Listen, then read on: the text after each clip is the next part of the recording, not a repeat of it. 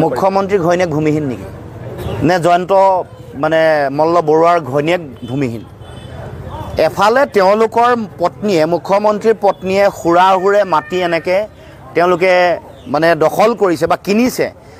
তেওঁলোকৰ লগত থকা মন্ত্ৰীৰ পত্নীয়ে নামে বেনামে মাটিও তেওঁলোকে গিলিছে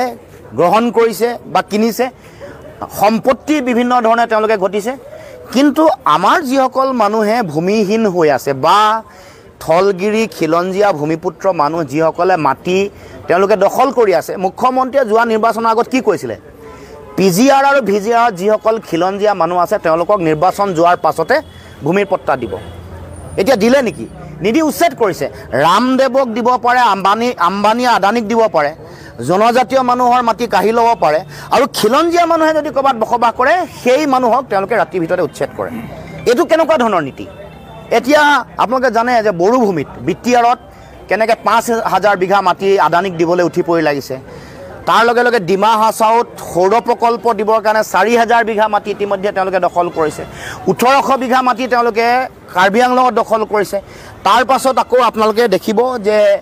বৰদুৱাৰ চাহ বাগিচাৰ মাটি দখল কৰিলে দৰাবিলৰ ১৫০ বিঘা মাটি দখল কৰিছে বাগান আমাৰ ডিব্ৰুগড়ৰ ওচৰৰ বাগান লক্ষ্মী চাহ বাগিচা ৩৫০ বিঘা বাগান শুকান পুখুৰী বাগানত দখল কৰিছে এই যে মাটি তেওঁলোকে চাৰিওফালে লৈ বহুজাতিক বনিয়া গোষ্ঠীক যে দিব আম্বানী আদানী আৰু